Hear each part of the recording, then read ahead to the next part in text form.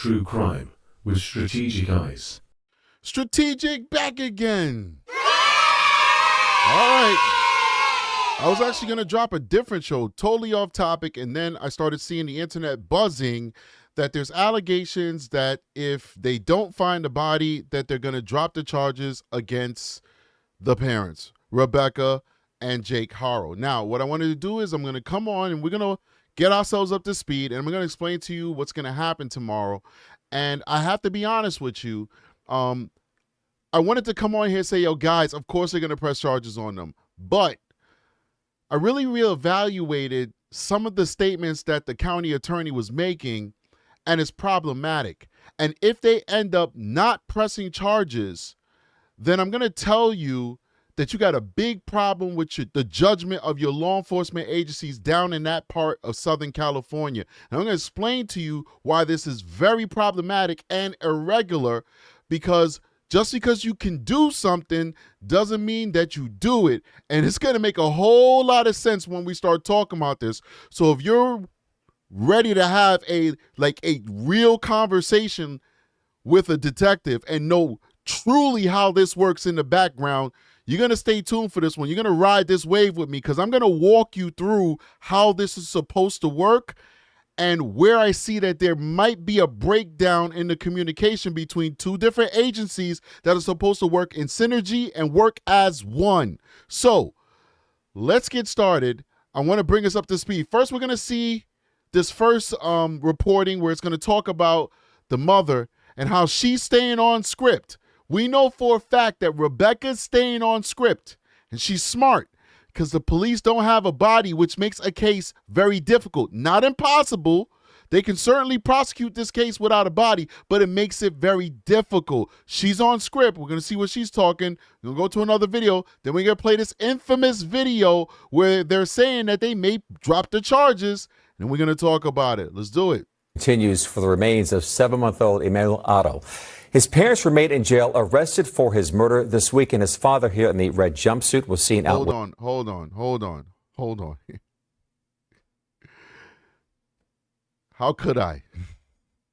You know we got to be civilized when we're on True Crime and Strategic. First of all, before we jump into this, thank you for joining me tonight, guys. This is a late night live. Gave you guys almost no notification. We got a lot of people who's watching us so far. I just want to say thank you for joining me. Hit the like button if you don't mind. All right, let's keep going. With investigators, NBC4's Karma Dickinson live near the family's home in Cabazon with an update now on the search. Karma? Hi there behind me. You can see how the community has really responded to this news that that little baby is now presumed dead. He has not yet been found, but in just the last week, the memorial, the outpouring of support for him has really just grown exponentially, with so many people in the community asking that one central question: where is baby Emmanuel? The search for now presumed dead baby Emmanuel Haro spans across county lines. This weekend, authorities searched for him along the 60 freeway in Marina. Real quick, I've got pictures, and you guys probably have those pictures, so I'm not trying to pretend like I have something exclusive, but I just have pictures that show this beautiful boy when he was very young. And he was so vibrant, so filled with life and joy. We're going to talk about this in a separate video that we're working on right now, but it's almost impossible to believe that he could go from the way he looked when he was first born in his first few months of life, like any other baby out there, to stripped of joy, stripped of energy, stripped of life, stripped of everything in the pictures that we have in the last few waning days and weeks of his life. That boy was abused. That's all I got to say about that, but let's get back on topic. Valley, accompanied by cadaver dogs, and in a bright orange jumpsuit, Jake Haro, the baby's father. Experience when somebody is being let out and being escorted to a particular area to look for a body who has been unaccounted for and they believe is a victim of a murder. That tells me that the person is sharing enough information. It has been 11 days since Emmanuel Haro's parents. The problem is, obviously, he's cooperating, or else he would not have been removed from jail to go to the crime scene, the alleged crime scene or dumping site. Maybe not. Well, it is an extension of the crime scene. But they didn't find anything. They didn't find anything. Like, we don't know Jake. We don't know if he's a psychopath, sociopath, narcissist. We don't know if he's a pathological liar. We don't know nothing about this guy. We're all discovering this stuff together, so we don't know what his motivation was to bring them out there. That's why I said let's slow it down and be cautious. We don't know. What we do know is Jake went out there and they found nothing. And police went back out there today searching and they still found nothing. So, whew. What do we got? Nothing so far, but let's keep going. Say he was kidnapped from the Big Five store in Yucaipa. Shortly thereafter, investigators with the San Bernardino County Sheriff's Department say his mother stopped cooperating. Moses Castillo is a former LAPD detective with 20 years of experience investigating crimes against children. He's not a part of this case, but weighed in on where he thinks the investigation will likely go from here. You're going to see a more thorough search, a more methodical search by the coroner's office and the detectives. And they're going to have all hands on deck, and they're going to scour that area square by square to make sure they don't miss anything. Last week, the baby's parents, Jake and Rebecca Haro, were arrested on suspicion of murder. However, they have not yet been charged. Both Riverside and San Bernardino County District Attorney's offices are currently evaluating this case. The fact charges have not yet been filed could be a result of the fact that the authorities aren't sure which county is the proper place to file, or it could be that they're still working up the case. They have suspicions, but do they have enough evidence? I have that video. I'm just playing this so that people can catch up to speed to really support criminal charges. And we have spoken with the district attorneys in both San Bernardino and Riverside counties' offices. And essentially, San Bernardino tells us it's looking more and more like this is going to be a Riverside case. In speaking with the Riverside. All right. So somebody said if they found a ton of blood and evidence of malfeasance, I added that last word. Can they bring the case? Sure, but we have to prove that that's Jake's blood. Emmanuel's blood. Remember, somebody else killed themselves allegedly inside of that home. We don't know if that's old blood from that prior unaliving. We don't know. It has to be tested forensically. We have no idea. And guess what? That stuff was taken, a few days ago. It takes more than a few days to get forensics done, to get DNA testing done. Not only that, but you need to get a control sample from the parents. You got to get a search warrant for that. I don't know. Maybe they executed a search warrant on parents and took their DNA so that they could be able to see if the DNA that they found belongs to Emmanuel, but you got to do that. There's a lot of steps to this. Then you got to test the DNA samples. The husband's, the father, his sample's probably already in his system because he's a felon. If California even does that, like we do that in New York, I don't know if California takes DNA samples of their felons. This is a very progressive state. They might feel that that's degrading and unlawful and against somebody's civil rights or something to do that to a felon. I have no idea. What I do know is if they don't have his DNA on file, they have to get a search warrant for his DNA. Then they have to take that DNA that they get from the search warrant to the lab, create a DNA profile. They have to create a DNA profile for the mother as well. Then they have to test the blood that they have. If they can get DNA out of it, who knows how old that blood is? Who knows how degraded it is? Who knows? If they can now get a sample out of that, now they cross-reference them and see if there's some familial type of connection to these samples. There's a lot to that. It's not going to happen in 48 hours. It's not going to happen in 102 hours. It'll probably take, if they expedite it, 2 weeks. 2 weeks it'll probably take if they expedite it. But let's keep going. Let's get to the next video. One more video, and then we're going to talk about we're going to show the video where they're talking about these charges possibly being dropped. And then I'm going to give you my analysis of that. You don't want to miss it. Hit that like button, by the way. We have almost 900 people watching this live and only 227 likes. We do need your assistance for us to get into the algorithm so that we can get shown to a wider audience. We're trying to get to 100,000 subscribers, hopefully by the end of the year. Let's keep going. New developments tonight in the search for a missing baby in the Inland Empire. We now know his mother, who is currently in jail on suspicion of murder, maintains her child was kidnapped. Fox 11's Nick Garcia is live in downtown Riverside with what could be next in this investigation. Nick? All right, Susan, good evening. Well, Rebecca Haro. I wanted to play this because I want you to see that mommy's on code, as they say in the hood. Mommy is on code. She's sticking to her story. Let's listen. Is behind bars in that jail here in Riverside right now. The Riverside District Attorney's Office says a decision on filing has not been made yet, but we know that Rebecca... Problematic that they're saying that. They're not supposed to be saying that. That's why I'm so upset that I'm making this video. Did you just hear what he said? The county attorney said, a decision on filing has not been made yet. This is very problematic. I'm going to explain to you why it's problematic. And Jake Haro both face that count of murder. If those charges are filed, they could appear in court here tomorrow. If those charges are filed, once again, I'm not sensationalizing. I'm going to explain to you why this is a problem. It's a case that has captured national attention, the disappearance of infant EMMANUEL Haro. Last week, his parents, Jake and Rebecca Haro, were arrested for murder. Now Rebecca is speaking out from jail. She spoke with the Southern California News Group, insisting her baby was kidnapped, saying, quote, "I want to be out looking for my baby." She also spoke about her husband, saying, quote, "He's a good dad. He would never hurt a baby." That jailhouse interview happened Sunday. All right, so some people in the chat saying the defense attorney shouldn't hear this. Understand this, people. I know if you're not in the business, you're probably not aware of it. These DAs and the district and the defense attorneys, they talk. There's no surprises here. All right, these cases are not done by sneaking. It's done by facts and evidence. There's no chess playing. That's for TV. In the real world in court, the defense knows every single piece of evidence that you're going to present in case.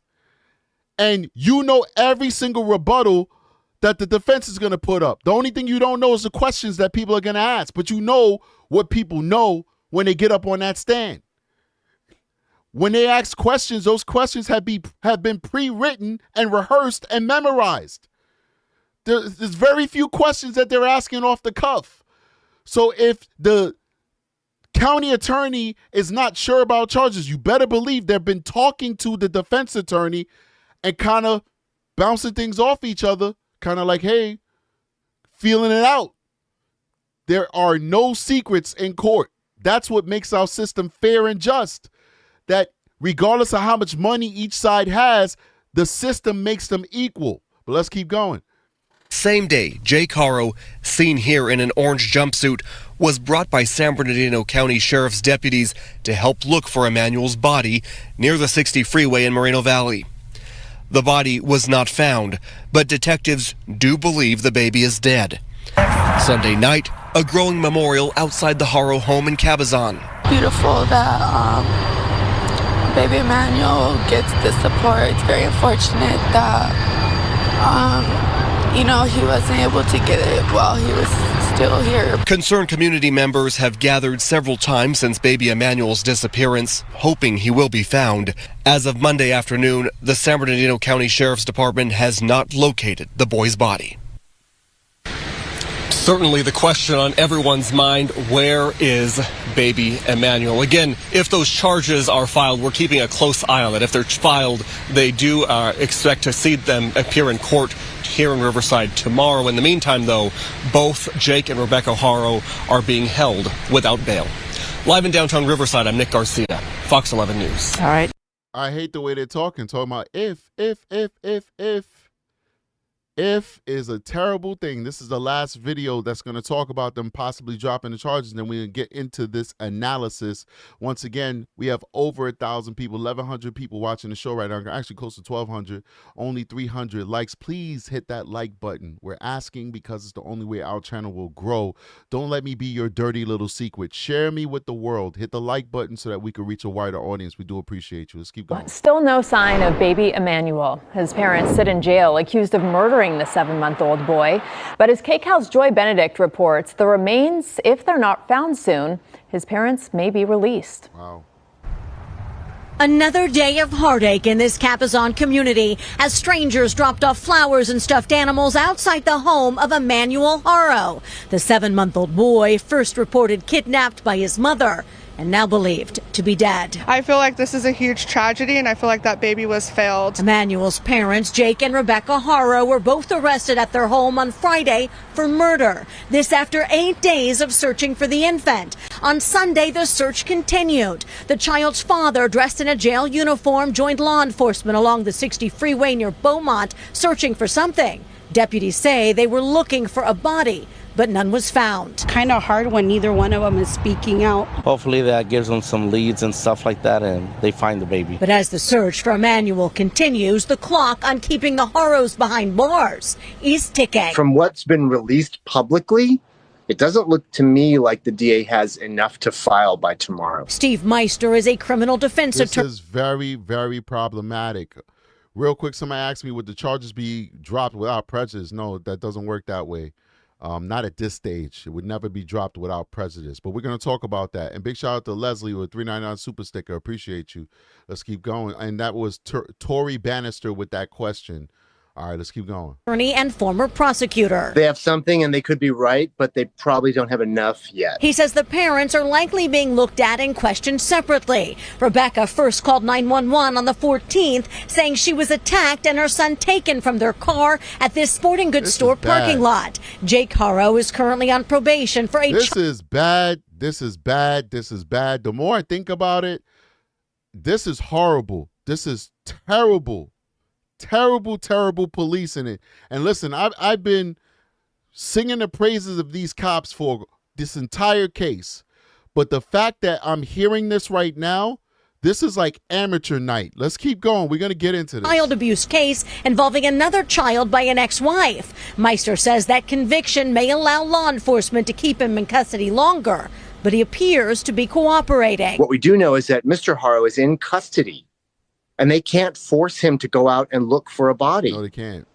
He's only going to get to that field one way. He's cooperating. Yeah, so this muddies it a little bit because if he's cooperating, then he must have gave a statement that either he or his wife killed the baby and the baby was disposed there. This might help the case, but there's still a big problem with this case. Whether they charge them tomorrow or not, there's a humongous problem. Before we continue, Mindful gave me a $20 super chat, says victory. I appreciate you. Let's keep going. Volunteering to do it. And even if both parents are released with no charges filed, Meister says this case and the search for this little boy are both far from over. That doesn't mean anything.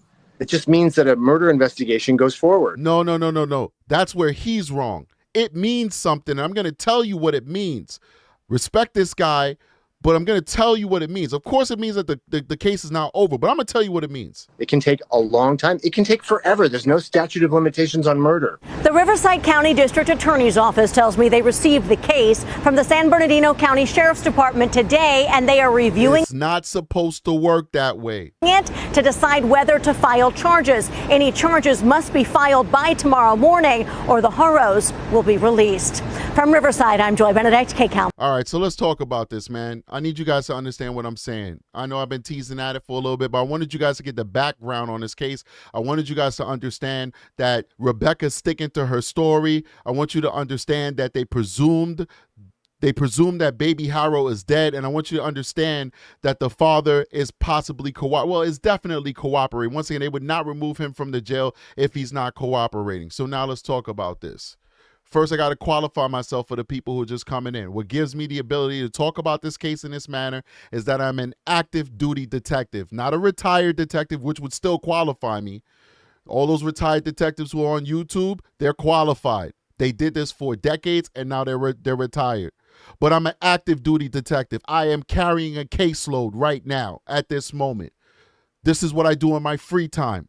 Not only that, but I work a very prestigious job with a prestigious agency, and I handle very big cases. Everybody in my office handles big cases, so I'm not talking big on myself. I'm one of many very professional and well-trained people. Now, what these officers, what it appears that they did in San Bernardino is that they made the arrest without consulting the county attorney. You're not supposed to make unilateral arrests when you're dealing with A1 felonies. When you're dealing with rape in the first, when you're dealing with homicide, you're supposed to consult with the county attorney. You're supposed to present to them before you even do anything else like, hey, this is what I got. What do you feel about it? Why? Because every single court in America has a timetable. You can't just lock people up and leave them in county jail without arraigning them. Most places in America, you got like 5 days to arraign somebody unless they're sick or ill and they're in the hospital, and they're like understandable things that the court can look at and say, okay, that's why there's a delay on this arraignment. These people have been jailed. That's why the deadline is Tuesday. Any longer than that is an unlawful imprisonment. You're violating their constitutional rights. You're basically kidnapping them. These folks are in jail without official charges. They got arrest charges. Arrest charges mean nothing. Arraignment charges mean anything. I could arrest any one of you watching this channel right now and charge you with stealing a ham sandwich. And then the DA could look at my case and say, this is not a stolen ham sandwich. This is a murder, and charge you with a murder.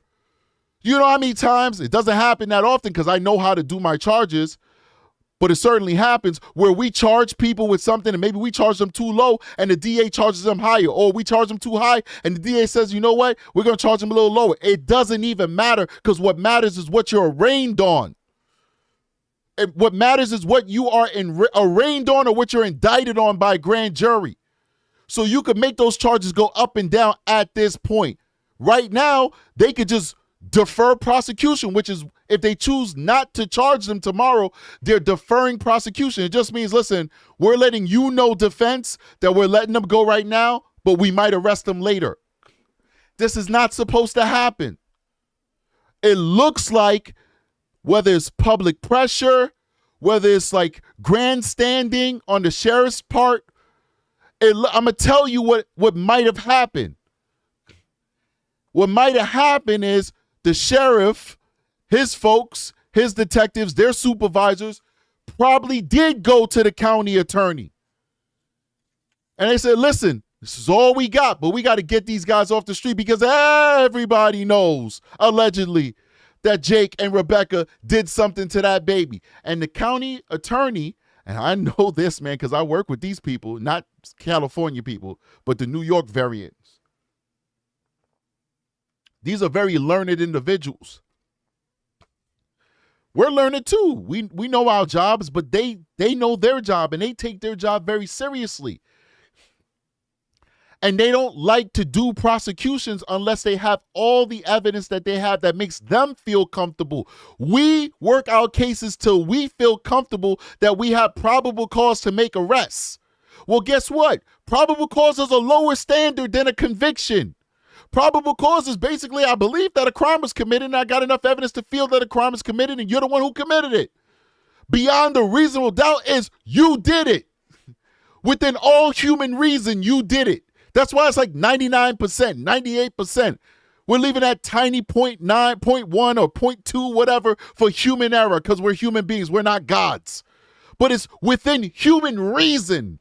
You're the one who did it. That's their burden in the courtroom. So they're going to want more evidence. I have a feeling that they went to the county attorney and said, we're going to arrest him. How do you feel about it? And they're like, no, let's slow it down. Like I said last night when people were saying that they found the body inside of the field, I was like, whoa, guys, slow it down. There's no verification, there's no proof of it. And I happen to be right. That's what they do. That's what professionals do. They're going to say, slow it down. We want more information. And you know what I think happened, guys? You know what I think happened? I think they said, yo, F them. Screw them. They don't want to take these guys off the street. We know they did it. We got enough. Who cares? Let's go. We got the video contradicting what she said. She's not, allegedly they got like a video of her just hitting the deck and falling and standing back up. Nobody's touching her. Nobody's taking the baby. Nobody's stealing anybody or anything like that. They just screw it. We got enough. And now these are leaks. If you think these aren't leaks coming from the county attorney's office, you're crazy.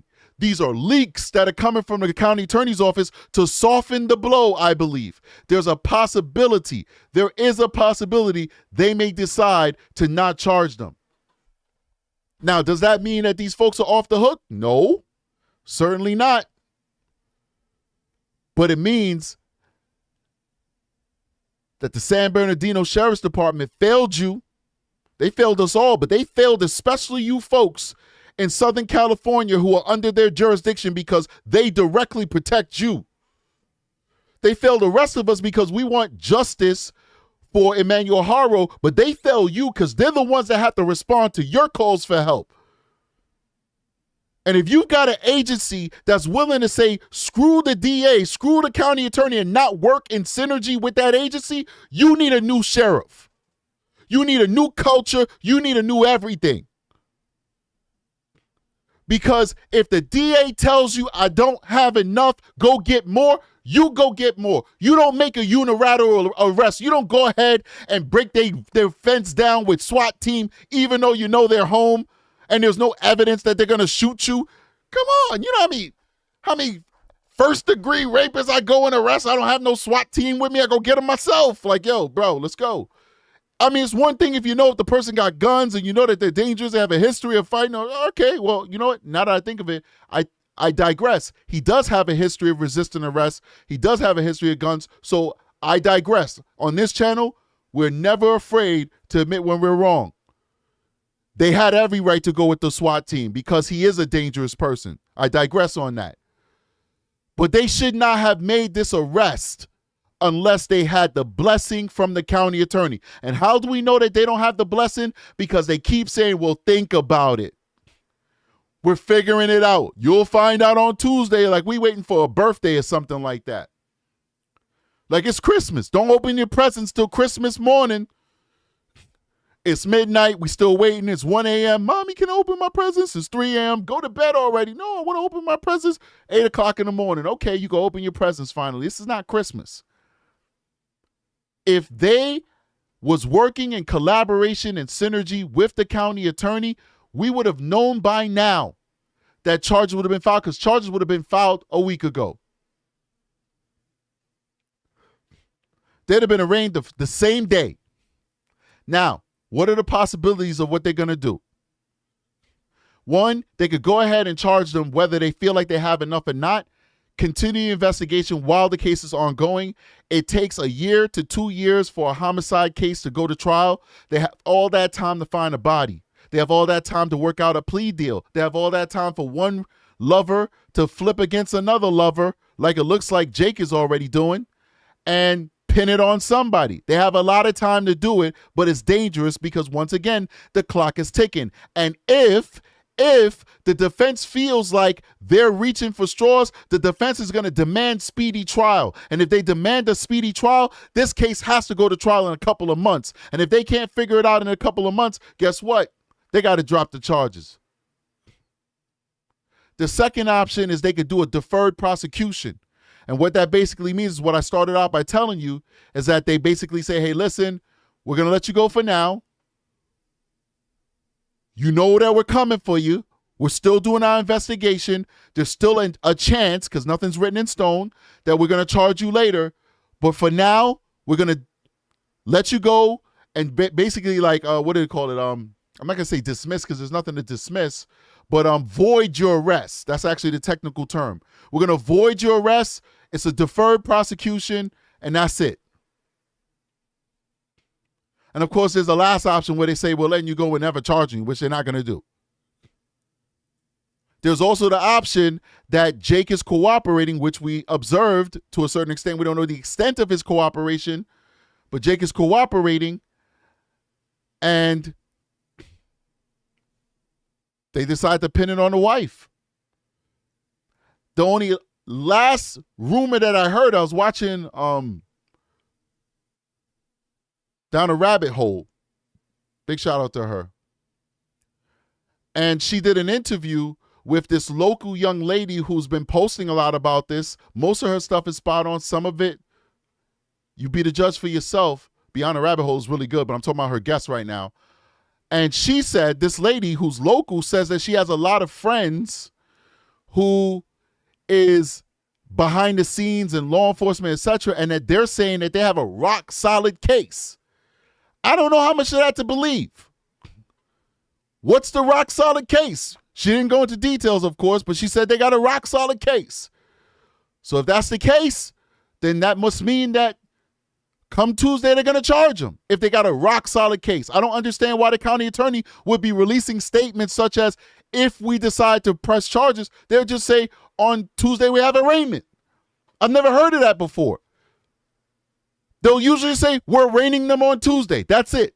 They're not going to say, if we press charges on Tuesday. They'll say, we are doing an arraignment on Tuesday. So I would imagine that if this young lady is correct and they have a rock solid case, which is what she was reporting on Down the Rabbit Hole's channel, I would imagine that they would just say, well, we're doing an arraignment. But instead they're saying, we're waiting to see. You'll find out on Tuesday. That is not promising. It's not promising at all. It's not promising at all. Unbelievable. So I wanted to come on and just be like, hey, relax, people. We'll see what happens. But when I evaluate this for myself and I really started looking at it objectively, listening to the wording that they're using, I'm saying, hold on, this is problematic. This is a lack of cooperation. It's a lack of cooperation between these two agencies, the police/sheriff and the prosecution. Maybe this will work out. I'm not here giving you doom and gloom. I don't know. A lot of YouTubers, they know. I don't know. To all 1,800 of you watching this right now during this live, I don't know. I'm not in those conversations. I don't know anybody over there. I don't purport to know anybody over there. I have no contacts in that area. I'm just telling you off my experience what this looks like. Just like when I come on a scene and I'm assessing the scene and I'm interviewing the witness and I'm interviewing the victim, I'm kind of using my experience to infer what's going on, to kind of get a hold of what I'm dealing with. I've been here before. I've seen this picture. I played this game. And what it looks like is a PP measuring contest. That's what it's looking like to me. It's looking like you got two agencies measuring them sticks. All right, let me check out this super chat real quick. I'm sorry. When I'm in it, I'm in it. Hold on here. I think I got a super chat from somebody. Where's it at? Oh, this is this Down the Rabbit Hole. What's up? I didn't even, man, was your super chat after or before I said your name? Because really, I said your name. I didn't know you sent me a super chat. It had to be after. Otherwise, you on my mind.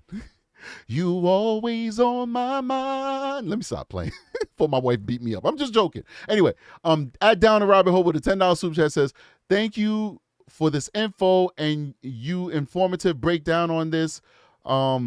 Biggest concern is that these two will flee to Mexico or somewhere else rather. This is insane. I'm not too worried about that rabbit hole because I hope you don't get offended when I call you Rabbit Hole. I also call her Rabbit Lady when I go on her channel. Watch her videos. Good job, Rabbit Lady. She's got a really good channel. I don't blow smoke up people's butts. I'm very how should I say? I'm a very blunt guy sometimes. So when I say this, I mean this. True story. I actually watched your show before I started doing true crime. Didn't watch it every day. I'm not going to front, but I've been subscribed to you for years. And I've watched your show from time to time. I've always found it very informative and very cool. So you're one of the very few creators who has been on my subscription roll before I came to true crime for years. I don't listen to a lot of people because you got to be, on the up and up. You got to have integrity. You have to be an honest person and you have to care about giving good information to your audience. And that's how you get my subscription. So the fact that you have my subscription means that that's how I feel about you. So I appreciate you. Keep doing what you do. Keep plugging at it. Keep giving us that information that you give. All right. You got a fan in strategic. That's a fact. All right. So we're going to go back to those other super chats in a second. Do appreciate you guys. All right. So in fact, I think that's all I got for you. I got to go to bed. I got work in the morning. I want to hit those super chats. I got 1,800 people, only 700 likes. I guess you guys hate me. I'm just a messenger. I'm not saying that they're not going to press charges on these folks tomorrow. I'm just giving you my professional experience as to how this worked, that these people are measuring their sticks. It's a PP measuring contest, okay? You know what I mean? They should have communicated with each other. This should have been established long before we got to this point, all right? So Hit that like button, not because you like what I'm saying, but you want to support the channel so we can get to a larger audience. Down the rabbit hole with a $5 super chat says, "Don't play with me. Super chat was sent before. Thank you for the compliments." No doubt, no doubt. Appreciate you. Well, definitely. I did not notice you sent me that super chat. I called you out because I really did watch your show. You know I did because I commented in your channel, and I really enjoyed listening to that young lady talk. And hearing her perspective. Yeah, good stuff. Good stuff. Go check that out, guys, because that lady is on the ground over there. She lives in that community. She knows a lot of the people. And, you know, you might get something from her commentary. All right, let's go to these super chats, and then we're going to call it a day, people. Let's see here. We got new members of Eddie, Don't Worry, who's now a recruit. We got Reaction Buffet, who's a patrol member. That's a higher level than a recruit, and I appreciate you. Little bit of Fleesa, 1217, who's now a recruit. Welcome to the family. We appreciate you. Mindfulness, we already read that out. You gave us a $20 super chat, and we appreciate you, as well as Tori Bannister with a $2 super chat. Down the Rabbit Hole became a patrol member. Thank you for supporting the channel. Down the Rabbit Hole. True crime veteran, been doing it for a while. We appreciate you. Just Uniquely Susie, who's now a patrol member. Peter Kerr, 9463, $4.99 super chat says justice for Emmanuel. Thank you so much, and I agree 1,000%. Kid Cat, $4.99. You think they have any direct evidence that Jake took them out there? Otherwise, why cooperate if it's a no-body case with circumstantial evidence? Oh, man, you know, to answer that question, we have to be able to get into the mind of Jake, don't we? And unfortunately, we can't. I have no idea what Jake has told law enforcement. I have no idea the level of cooperation. In my mind, right, if I'm the lead investigator of that case, there's only two ways I'm taking Jake out of that jail. Either A, Jake is telling me that his wife, himself, or both of them killed the kid and dumped the kid on the side of I-60 or Q60, P60. I don't know. I'm not from out there. I think it's I-60, whatever. Now I'm taking him out of jail. Or it's a possibility we might take him out, but it's not certain if he says, we had nothing to do with it, but I think I might know where the body's at. Off of a whim, maybe we might take him out to see if he knows where the body's at, even though he's not admitting to killing the baby. I don't know which one of those Jake said. Did Jake say to law enforcement, I killed him, or my wife killed him, or we both killed him, and this is where we dumped the body, and that's why he's out there? Or did he say, we had nothing to do with it, but I heard that he might be in this location, and maybe I could take you there, and then they brought him out? I don't know. The bottom line is, it's not the first or the last time that a suspect has lied about wanting to cooperate in locating a body and then been taken out to a location and then the body's not found. It's not the first time. It's not going to be the first or the last. So I'm not surprised, but I'm very disappointed that Jake was out there and they didn't find a body. Let's keep going with these super chats. Good question, though. Matthew Wilsig says, if they get released, they will need to hide them.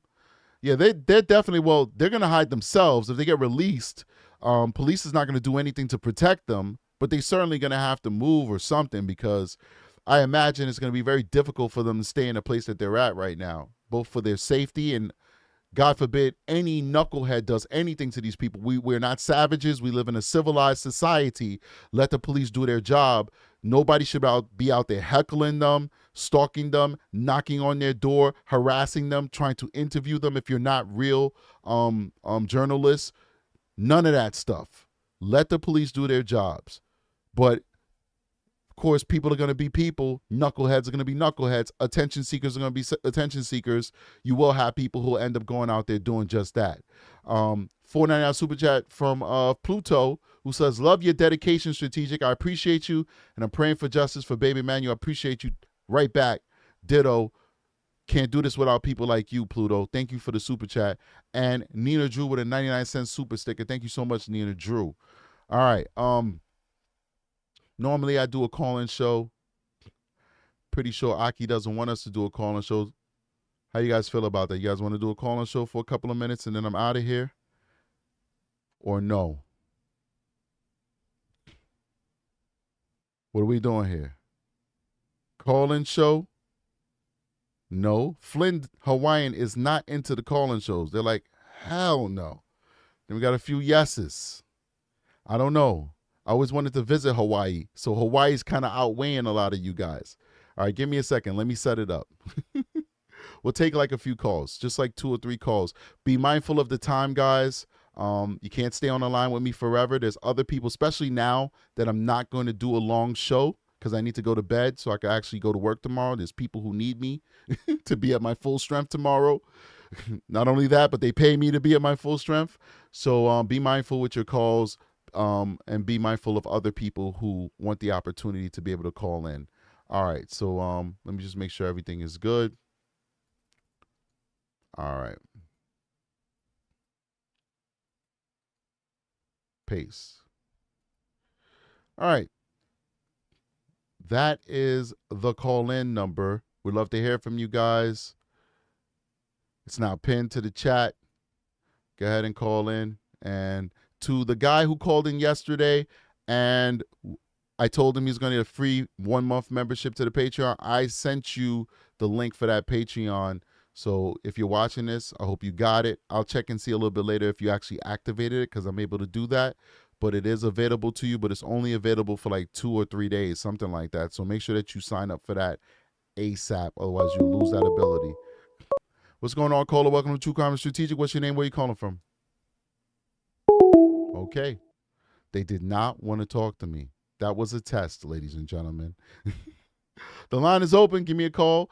That's 518-288-5906, 518-288-5906. I'd love to hear your opinion on what's going on.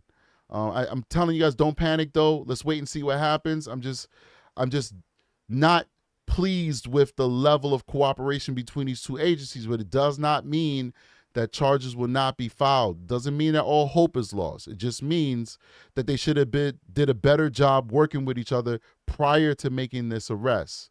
So I hope you guys understand where I'm coming from with that. All right. So if we don't get a call soon, we're going to end the show. So those people who said yes, please call. Better call in now. There we go. What's going on, caller? Welcome to True Crime and Strategic. What's your name? Where you calling from? Oh.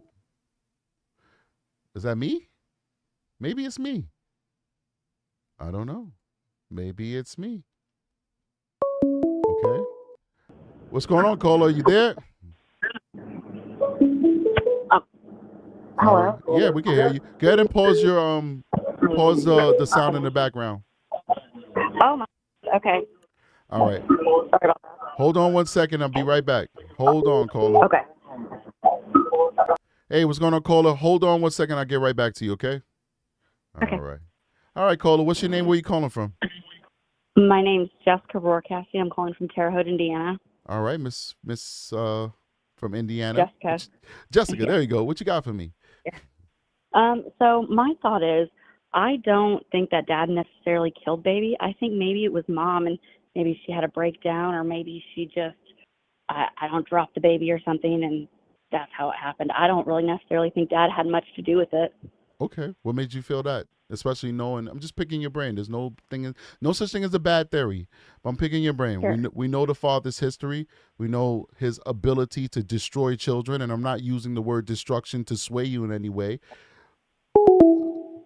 Sure. No, absolutely. I understand the question completely. So my thought is, if mom wouldn't have been a part of it or wouldn't have been the main person that hurt the baby, she would have been more emotional. I know that she was staring up at dad. I'm sure she's in an abusive relationship with him, but I do feel like she would have shown more. She would have been a little bit more hysterical. She would have still been missing her son rather than just kind of looking for the attention. Maybe she has some type of mental illness. I don't know. But I don't think that dad necessarily was the perpetrator for this one because he already got in trouble for it. It's so soon. He just got out on probation. I really think that mom had more to do with it than dad. All right, well. And maybe not. Maybe I'm wrong, but I really think that she just has a lot more to hide. I don't know. I think I disagree with you, but that doesn't mean you're wrong. I mean, who am I? I'm not God. Okay. But I have dealt with a lot of people where the attributes that you are describing or the absence of it did not necessarily mean that they were the ones that did it. You know, like I've had cases where the father's the one who's ex-abusing the daughter and the mother knows about it, but she's not the one who's ex-abusing. But anyway, it is what it is. There's nothing wrong with what you said. I do appreciate you. I'm going to go on to the next call, okay? All right. All right, cool. Thank you. All right. What's up, caller? Welcome to True Crime Strategic. First of all, that was a really good caller. We do appreciate what she said, and there's no such thing as a bad theory. Now, caller who's now on, what's your name? Where you calling from? And what's your name? What we got? Hi, this is Lisa from Brook Park. I was wondering, why can't the judge be prosecuted in this case for the original because charge? judges have immunity. So do prosecutors. You can't really prosecute them for the deals that they make and the decisions that they make. This is horrific. I mean, it doesn't make sense how anybody could let this guy off. This is the problem. This is the problem. It's not the judge. It's not the prosecutor. Of course, they had the prosecutor. I'm going to do a video. I was supposed to do it tonight, but this situation came up, so I felt this was a priority. But the prosecutor didn't want to give him that sweetheart deal. The judge gave it to him. But the problem is it's beyond the judge. The judge could have given him probably a longer sentence, but my issue is that it exists in the law that gave them the option. You understand? Like, you can't give people an option and then when they choose it, blame them for choosing that option. You have to legislate that they don't have the power to do that. So the problem is in California, they have laws on the book that allow them to put violent offenders like Jake in what's called diversion programs, which is what they put Jake in.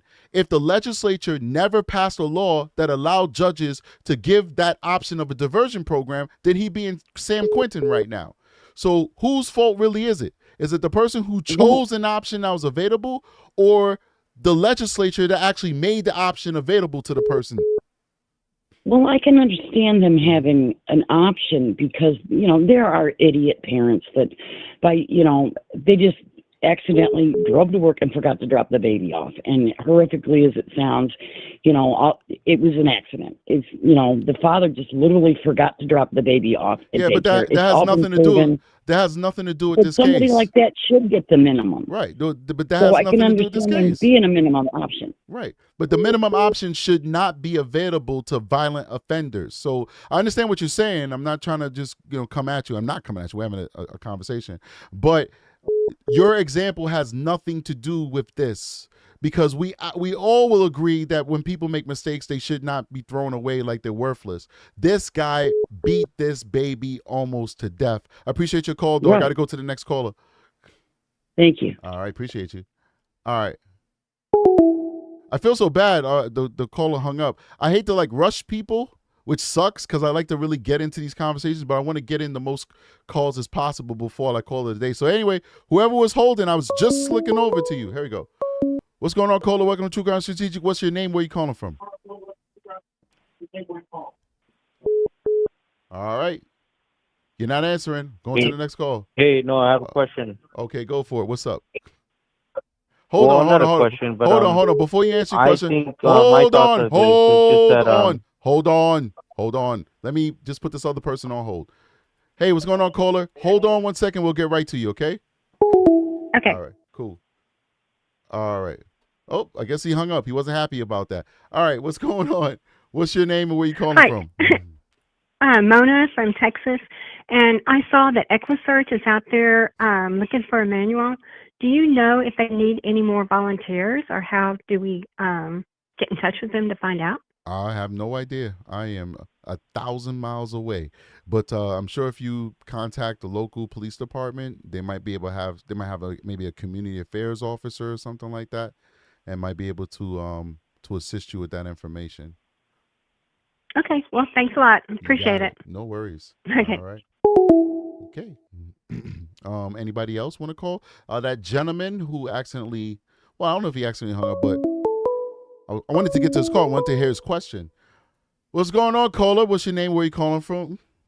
Hey there, this is Angelina. I'm calling from Las Vegas. All right. Sin City. What you got for me? Quick question. Why would his lawyer not be there with him in that search?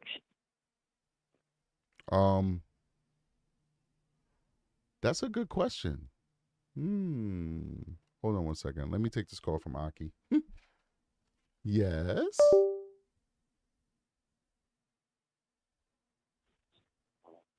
I didn't say I was going to do that.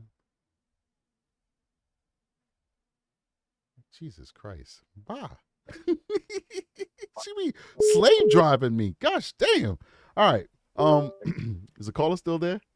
Yes. So caller, I have no idea. That's my mean sister who runs the chat and bullies me while I'm trying to do it live and demasculates me. Anyway, but that's a really good question. Normally I would expect that the attorney would be there. That was very weird Right. that the attorney was not there. Because the attorney wants to make sure that you're not saying anything that's going to hurt you. Exactly. Good question. Good one. We're going to grab the I don't next know caller. why nobody. I haven't seen that on any broadcast, but Very astute I of was you wondering that to from the observe beginning. that. Good one. All right, so I'm going to catch the next caller, but very good call. Thank you. Thank you. All right. All right, caller. Hold on one second. We'll get right to you. So I'm not going to show, Aki's telling me people want to see the pictures that we have. I'm not going to show that on this show because I'm going to show it on another show. All right. So I apologize for that. I told you I have the pictures. I don't remember telling you I'm going to show it to you. I'm going to show you that on another show. All right. We're working on that show. You will see those nice pictures. Just be patient. All right. Now, caller, what's your name? Where are you calling from? I'm Eva from Southern California. Okay. What you got for me? Just thinking about what's going to happen if those people don't get arrested. I mean, charged for real with the murder with malice, because in this area where that's happened, those people are really crazy out there. They will do dangerous things in the streets. So I'm praying to the Lord for this to come out right. Well, we'll see what happens, all I have. and we pray that people are mature and civilized in their dealings. All right, that's all we can ask for. Thank you so much for calling. I'm gonna go to the next caller. Okay, we're rushing. Okay, bye bye. All right, thank you. All right, so I hope all my callers understand that we're rushing today, and I apologize for that. We just want to get as many calls in as possible. Hold on, caller. I see you with the first digits of 7. Let me get right back to you. Let me just put this person on hold. What's going on, caller? Just hold on one second. We'll get right back to you. Okay. Sure. All right, caller, what's your name? Where you calling from? My name's Tammy, and I'm calling from Georgia. All right. I just wanted to say that if San Bernardino is the one that arrested them, but they're in Riverside, apparently if the two of them weren't coordinating together, then that can be an embarrassment for both, because that means they didn't really have jurisdiction, so they could walk. They could walk on the charges because they weren't working together, which is why the crime scene hasn't been secured properly. Now, this is the thing. Two things. If you're 100% correct, right? But as far as the arrest, it's not a big deal. If Riverside has probable cause for the arrest, then San Bernardino arresting them is not a big deal, as long as they have probable cause and they have a warrant. Now, and I believe they had a warrant, because there's no way you could just break somebody's stuff down unless you have a warrant. They couldn't break the gate down, break the door down, do all that stuff without a warrant. So a judge signed off on a warrant. So I'm not too worried about the actual legality of the arrest. Now, on your second point, what was your second point again? It just escaped me because it's getting late.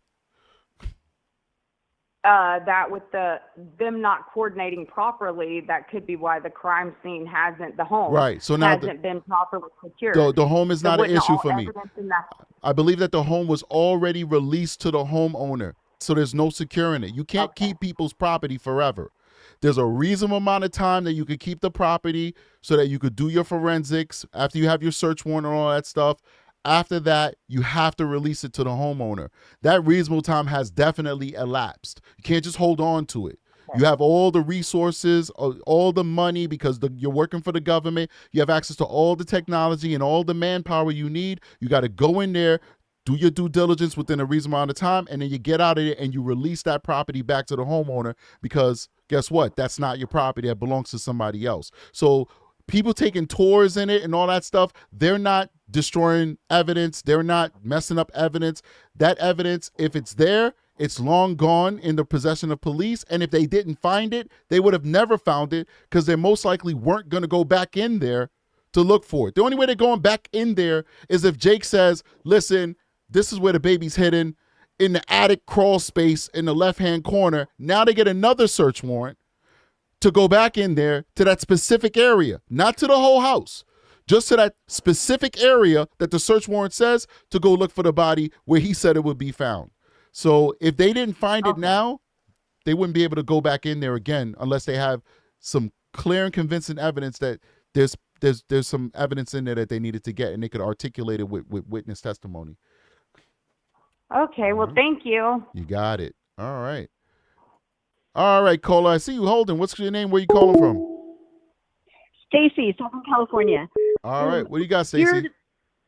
You're law enforcement. I got here late. You may have already went over this, but I'm just wondering if the law enforcement did take him out there so that could get back to her, hoping they could get her to spin on him. They don't play games like that. Like we do play games, yes, we do use deception, but that's a bridge too far, because now it's an escape. He's an escape risk. His life is in danger because somebody on the side of the road could just decide to be a wingnut and hop out their car and start shooting at him, and they would never go that far. That would be totally unprofessional. That could be a lawsuit right there. So I'm going to go over to the next caller, because this is going to be my last caller, right? Thank you. Night. All right. What's up, caller? You're going to be the last caller of the day. What's your name? Where you calling from? My name is Tina. I'm calling from South Carolina, originally from Southern California. Okay. What you got for me? Well, I don't know if you believe in spiritual mediums. There's a TikToker. Not really. And I like to steer my audience to just facts. So I don't really want to steer them to a TikToker that's reading tarot cards, to be honest with you. But if you do have something else you want to say, I'm definitely willing to hear it. I do. He basically has channeled the baby. Okay, so I just said that we're not going to go in that direction, and you're still going in that direction. I'm sorry, I'm going to have to let you go.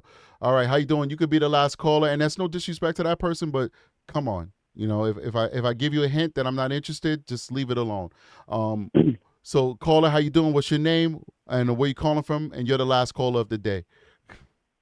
Evening, it's Julie from Alaska. Oh, I love Alaska. I was wondering if you...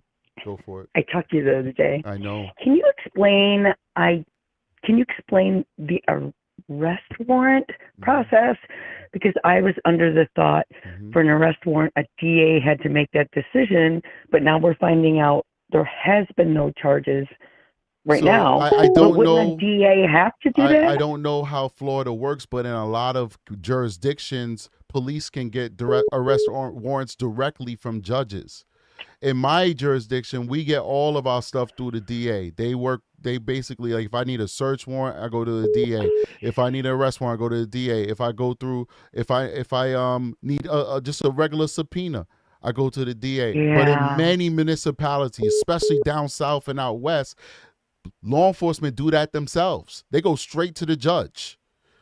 Like they have a judge on call. Yeah, in some jurisdictions. I don't know how to write a search warrant. I mean, I have an idea because I've read many of them. I had to swear them out, you know. But I've never authored a search warrant. If I go down south and I talk to one of those cops, they'll be like, they've written 1,000 search warrants. You know what I'm saying? Because they do it themselves. Yeah. So I don't know. I would imagine that they probably got the search warrant themselves because that's probably what they do. Because why would the district attorney, county attorney author a arrest warrant for them, take it to the judge with the sheriff deputy, because a police officer, detective has to swear out a search warrant. The district attorney writes it, an officer has to swear it out in America, right? So then bring the detective to swear it out before the judge. The judge grants it, they go get him, and then they're like, well, we're not sure if we're going to prosecute him. Right. Like you said, your point is, why would they do that unless they knew they was going to prosecute? I'm in agreement with you. So it has to be that they got the search warrant on their own. Otherwise, the DA would not be waffling as to whether, unless, I can't even go in that direction. No. So I do understand what you're saying. Yeah. It's jurisdictions, and it's how different departments can obtain the search warrant. Mm-hmm. They can go to the judge that's on call. The police can, Mm-hmm. or they can, and some can just go right to a DA or a prosecutor and garner one. So I get it. Right. Okay, I get it. Thank you. Thank you so much. I appreciate you. Anytime. All right, have a good night. You too. All right, that's the last one right there. I'm gonna put this Google Voice number on Do Not Disturb now so that nobody else can call. All right, hold on. Let me find out. I don't remember how to do that. We'll figure it out. Anyway, guys, you guys have been amazing. I do appreciate the calls. In all honesty, I'm sorry, I got to reject that. Let me just close it out. Boom. All right. So in all honesty, I do have to say once again that I do apologize to that caller. Like, I'm not trying to be mean or anything like that. But I don't want you guys hearing about tarot cards and stuff like that. You know, that's just not here. This is not the show for it, you know? And as we grow as a channel, I have a responsibility to be careful who and what I expose my audience to. So actually, before we go, it's going to segue into this just housekeeping thing. If creators shout me out, I'm inclined in most instances to shout them back out. So if somebody says, hey, go check out True Crime Strategic, I think he's awesome. If I hear about it, I see people in the room, I might say, wow, I got a shout out from that person. I really appreciate it. I don't know much about that person, but I'll probably go check them out. Maybe you guys should check them out too. That's just me being polite. Most instances, I'll go check them out, see what they got anyway, because I love true crime and I love listening to other creators as well. For the people that I really recommend, I will tell you I'm a fan of this person. Just like during this live stream, I told you, I've been subscribed to Down the Rabbit Hole for a very long time.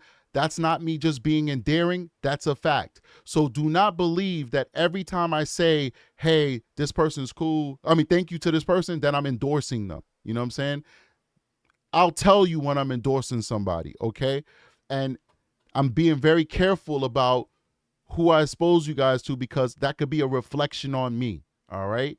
And there's no disrespect to anybody out there, but I really want to navigate this space with integrity, and I want to develop with you guys trust, okay? I think that's the most important thing on the planet, to develop trust with your audience. So therefore, I'm not going to let somebody sit here and tell you to go check out a TikToker who's reading tarots and channeling a dead baby.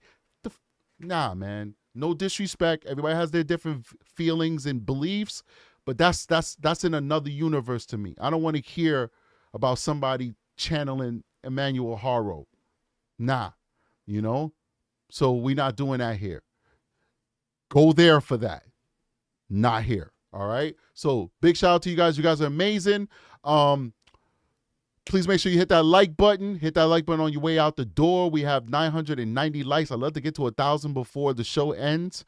Once again, we're close to getting 100,000 subscribers, and we just need you guys to subscribe. It's going to be a lot of you folks who's watching it right now. It's 1,400 people watching right now. There's a lot of you who have not subscribed to the show yet. Please make sure that you subscribe to the show so that we can get to that beautiful magic number of 100,000 subscribers.